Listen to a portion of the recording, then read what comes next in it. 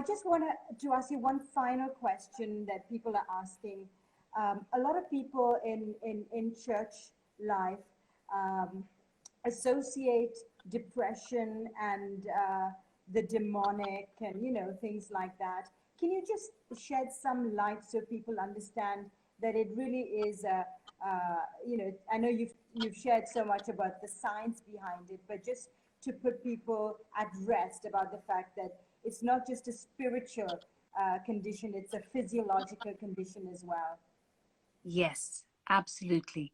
And my approach, Naomi, to any of these conditions is that we have to have a holistic approach. Yes. Yeah. So I fully believe that in many cases of depression, anxiety, or any situation where we feel overwhelmed with things, there is an enemy. Yeah. So the Bible tells us there is an enemy, and he can send a force to come and oppress you. In addition to what's going on with your brain and with the chemistry, there can be an element of oppression. But it's rarely just one or the other. It's rarely just this or that. In my experience, it's a combination of things that are going on. Okay, so we know that the Bible says the enemy comes to kill, steal, destroy. Well, the enemy will use his tactics to steal our joy, to steal hope. So in my experience, and I'm talking as a medical doctor I've been a medical doctor for 37 years. As you know, I'm also a pastor in my local church. And I've done prayer for many, many years. For about 20 years, I've also been praying for people.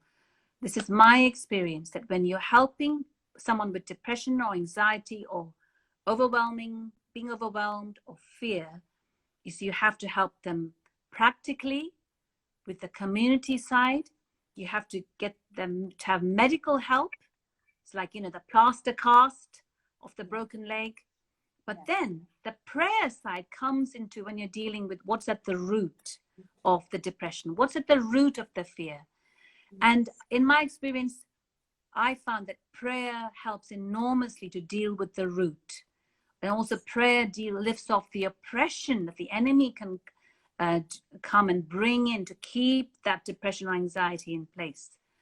And prayer also brings hope, because I found that in my Christian faith that my purpose for living comes when I connect with my Creator. Absolutely. When I connect with God and I find my purpose for living. So for me, I actually quit medicine and now I'm in full-time ministry because that was my purpose. So God told me, initially I was a doctor for many years, but in all those years of medicine, I learned how the brain worked, how the body worked. But that is now so useful for me when I'm now teaching on depression, anxiety. But I also know that without prayer, there's a limitation to how we can really fully help people.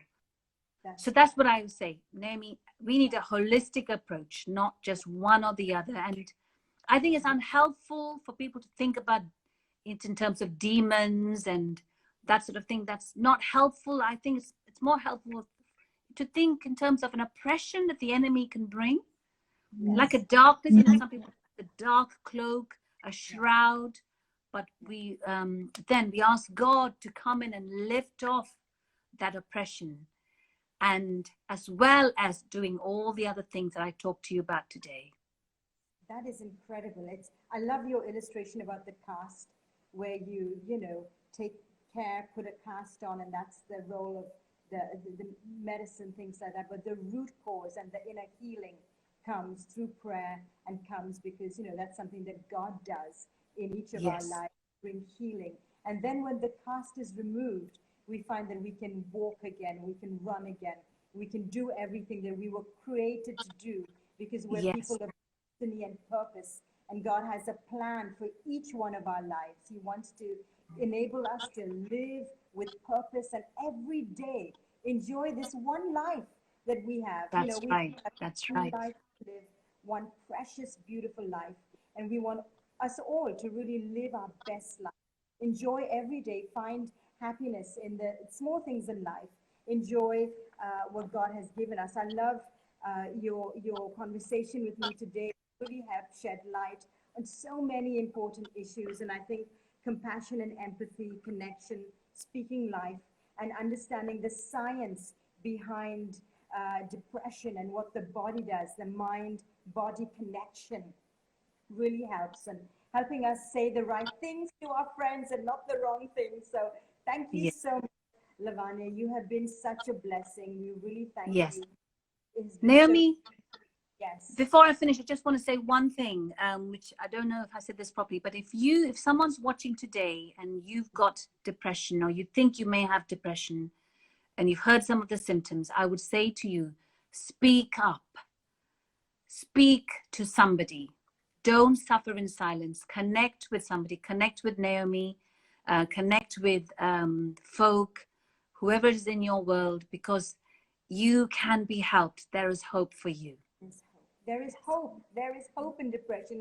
And guys, if you want to learn more and understand more, please go to Dr. Dua's website. It's drdua.com. I put a link in it as well in the bio so that you can learn more. And, thank you so much. You are such a blessing to us. Thank you for your time and this conversation. We really enjoyed that. I know we've taken a lot of your time, but thank you. And we look forward to many other conversations in the future with you, Lavanya. Thank So you. much. Thank you, everyone. We will post the details about where you can get help on the site as well. So whether it's the Samaritans or the NGOs in India that you can access, please seek help from the community that you're in as well. Know that we're all here for you. Direct message me. We connect you. We want you to live a good life. We want you to be healthy and strong. So thank you so much. Thank you so much, Lavanya, as well. God bless you. And we You're look forward welcome. to again in the future. Thank you so much. God bless. Thank you. everyone. Bye-bye.